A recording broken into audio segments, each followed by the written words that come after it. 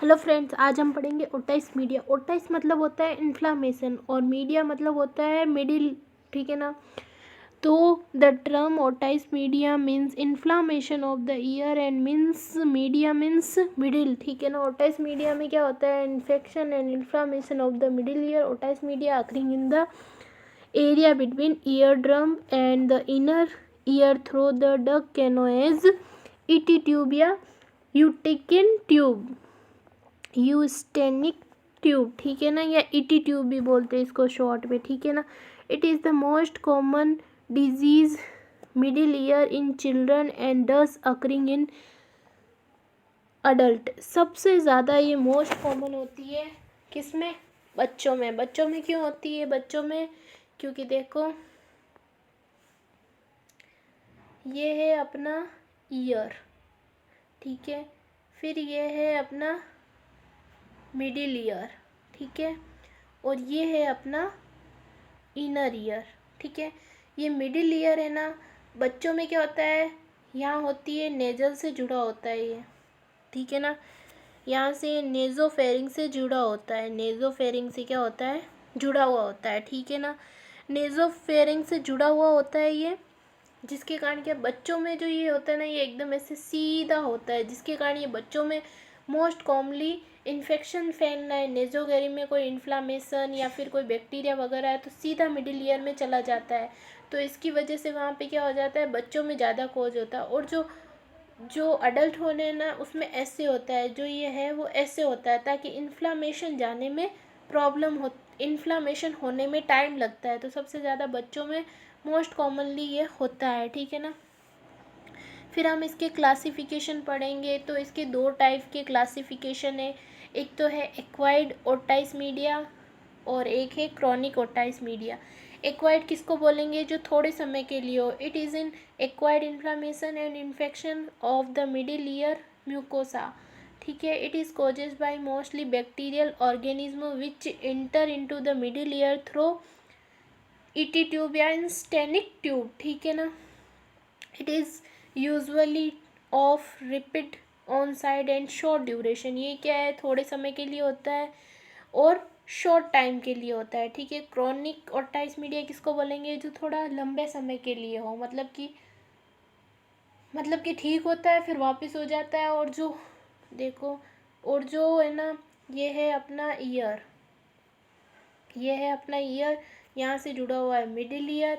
जो ये middle ear है ये नोज़ोफेरिंग से कनेक्ट है। तो यहाँ पे क्या होता है, यहाँ पे ना बार बार इन्फ्लामेशन होता है, ठीक हो जाता है, होता है, ठीक होता है। आसपास की जो मेम्ब्रेन्स वगैरह है वो क्या हो जाती है, रेप्चर हो जाती है, और इसमें क्या हो जाता है, ये क्रॉनिक ओटाइस मीडिया हो जाता है। Inflammation of the middle ear with tissue damage of otitis media, acquired otitis media, ठीक है, can may develop after a prolong period it time with effusion and negative pressure. इसमें क्या हो जाता है, इफ्यूज़न लगता है और नेगेटिव प्रेशर होता है बिहाइंड द टेम्पेनिंग मेम्ब्रेन। इसमें क्या हो जाता है, जो टेम्पेनिंग मेम्ब्रेन होती है ना ईयर में, उसमें प्रॉब्लम होने लग जाती है, ठीक है। हमने टाइप पढ़ लिया, ओटाइस मीडिया के डेफिनेशन पढ़ ली।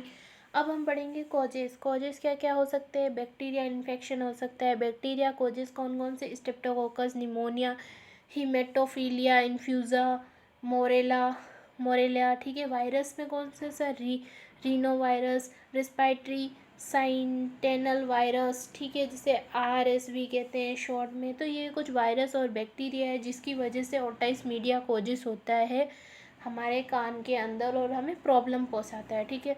और कुछ रिस्क फैक्टर भी है, जैसे कि फैमिली हिस्ट्री। अगर किसी को पहले किसी की फैमिली हिस्ट्री में ऐसा हो रखा है तो बच्चों में भी हो सकता है। लो बर्थ वेट के कारण भी ऐसा हो सकता है, ठीक है ना। यहाँ लिखा हुआ है low birth weight, low birth weight के कारण भी ऐसा हो सकता है। कोई बच्चा जिसका वेट 300 से 2.5 kg से कम हो, या 300 kg से 3 किलो से कम हो, तो उसको हम लो बर्थ बेबी बोलेंगे, या 250 ग्राम भी बोल सकते हैं, या 2.5 किलो के बच्चों से कम वेट का बच्चे में ये होना इन्फेक्शन नॉर्मल है। या किसी की इम्यूनिटी कम है, अल्टर्ड इम्यूनिटी है, तो उसमें भी हो सकता है। टॉन्सिलाइटिस है, किसी के अंदर टॉन्सिलाइटिस है तो उसको भी हो सकता है, मेमल्स है तो उसमें भी हो सकता है, डिप्थीरिया है तो उसमें भी हो सकता है, पर्टुसिस है तो उसमें भी अपने ओटाइस मीडिया हो सकता है। पैथोफिजियोलॉजी नॉर्मली है, डायग्राम के थ्रू समझाओ या ऐसे बोल दो तो मैं आपको पहले से समझाती हूँ। कोई भी इटियोलॉजी फैक्टर हो जाता है उसके कारण फिर या इन्फ्लामेशन या इन्फेक्शन हो जाता है। नोजोफेरिंग्स में हमारी जो नोजोफेरिंग होती है उसमें इन्फ्लेशन हो जाता है, फिर क्या ऑब्स्ट्रक्शन हो जाता है। नोजोफेरिंग में इन्फ्लामेशन होने के कारण क्या होता है, ऑब्स्ट्रक्शन हो जाता है अपना ईटी ट्यूब में, ठीक है। फिर मिडिल ईयर ऑब्जर्व एयर, फिर क्या हो जाता है अपसेंट एयर, एयर जहाँ पे वहाँ पे क्या ब्लॉकेज होना शुरू हो जाता है, जिसके कारण क्या है air that not passes due to obstruction, obstruction की वजह से वो एयर क्या है पास नहीं हो पाती है। और नेगेटिव प्रेशर अक्रंग होता है जिससे क्या हो जाता है इफ्यूजन अक्रन होने लग जाता है। Over growth of the infection in middle ear, acquired Otis media हो जाता है। फिर ये रिपीटेडली एक्वायर्ड ओटिस मीडिया होता है जिससे क्या होता है डैमेज हो जाता है सराउंडिंग टिश्यू, जिससे मिडिल ईयर इन्फेक्शन हो जाता है, जिसको हम क्रोनिक ओटाइस मीडिया कहते हैं, ठीक है। अब मैं आपको एक बार डायग्राम के थ्रू भी बता देती हूँ। ये है अपना ईयर, ठीक है, अपना ईयर है, ये जुड़ा हुआ है अपनी किससे, टेम्परेनिंग मेम्ब्रेन के द्वारा मिडिल ईयर से, ठीक है। और ये है अपना इनर ईयर, ठीक है ना, मिडिल ईयर इनर ईयर। फिर क्या होता है यहाँ से ये जुड़ा होता है नोजोफेरिंग्स से, ठीक है ना। फिर क्या होता है या नोजोफेरिंग्स में किसी भी तरह का इन्फ्लामेशन, इन्फेक्शन या बैक्टीरिया के थ्रू कुछ भी होता है तो ये जाता है इधर जाता है, तो यहाँ से क्या होता है एयर पासेज नहीं हो पाती है और यहाँ हो जाता है ऑब्स्ट्रक्शन होने के कारण यहाँ क्या होता है फ्लूइड इकट्ठा होने लग जाता है और एक नेगेटिव प्रेशर लगने पड़ता है, नेगेटिव प्रेशर लगता है और ग्रोथ होने लग जाती है यहाँ पे फ्लूइड की, ठीक है ना। और इफ्यूज़न अकरन हो जाता है, ठीक है ना, यहाँ ब्लॉकेज टाइप में हो गया। अब हवा इधर से इधर जा नहीं सकती जिसके कारण क्या हो जाता है यहाँ पे फ्लूइड इकट्ठा हो जाता है, जिसको हम कह सकते हैं ओटाइस मीडिया या फिर इन्फ्लामेशन बोल सकते हैं या मिडिल ईयर का, ठीक है ना। यही है अपना पैथोफिजियोलॉजी, ठीक है। अब हम पढ़ेंगे साइन एंड सिम्टम या क्लिनिकल मैनिफेक्शंस, ठीक है। साइन एंड सिम्टम या क्लिनिकल मैनिफेक्शंस, ठीक है। क्लिनिकल मैनिफेक्शंस में क्या है, सडन एंड सीवियर ओटिगिया मतलब ईयर का पेन होना, ठीक है। ओटेलिगिया मतलब सडन एंड सीवियर कान में पेन होने लग जाता है, ईयर में पेन होने लग जाता है, पेशेंट की हियरिंग लॉस होने लग जाती है।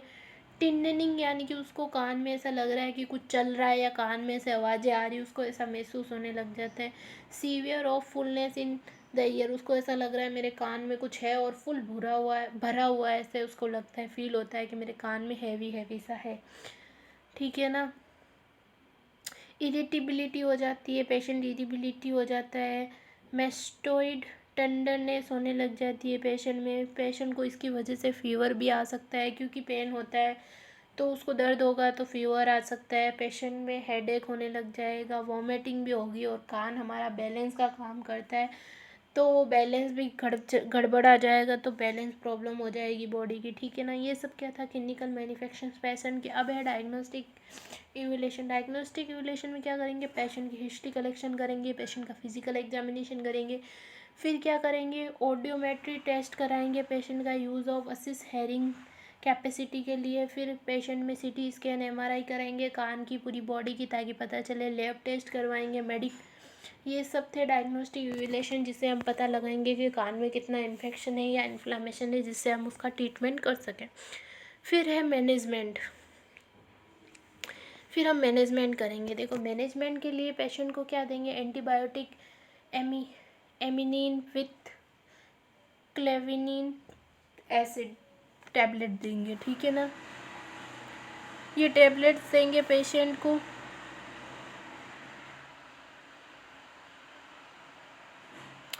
ठीक है ना, ये दोनों टैबलेट देंगे। और क्या करेंगे, एंटीबायोटिक्स देंगे, एनाल्जेसिस देंगे, एनोजेलिसिस देंगे, एंटीपायरेटिक्स देंगे और पीसीएम यानी कि पैरासीटामोल देंगे, ठीक है ना।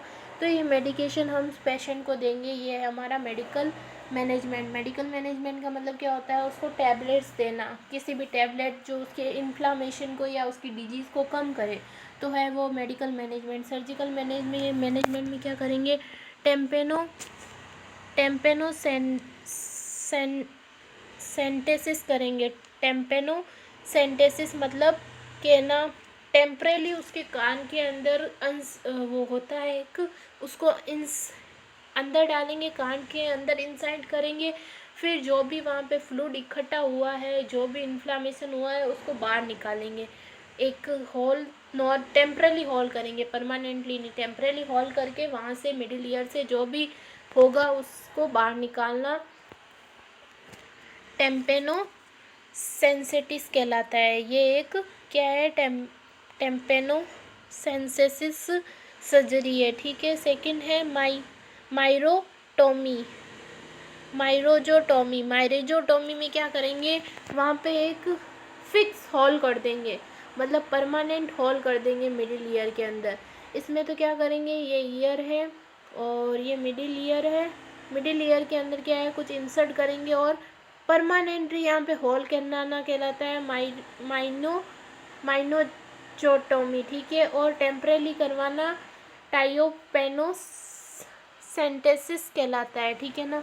ये था अपना सर्जिकल मैनेजमेंट। अब है नर्सिंग मैनेजमेंट इसका इम्पोर्टेंट है। सबसे पहले हमको इसमें नर्सिंग डायग्नोसिस बनानी पड़ेगी। फर्स्ट डायग्नोसिस है pain related to inflammation and pressure on the tympanic membrane, ठीक है। मतलब जो भी पेन है, पेन रिलेटिव है, जो इन्फ्लामेशन है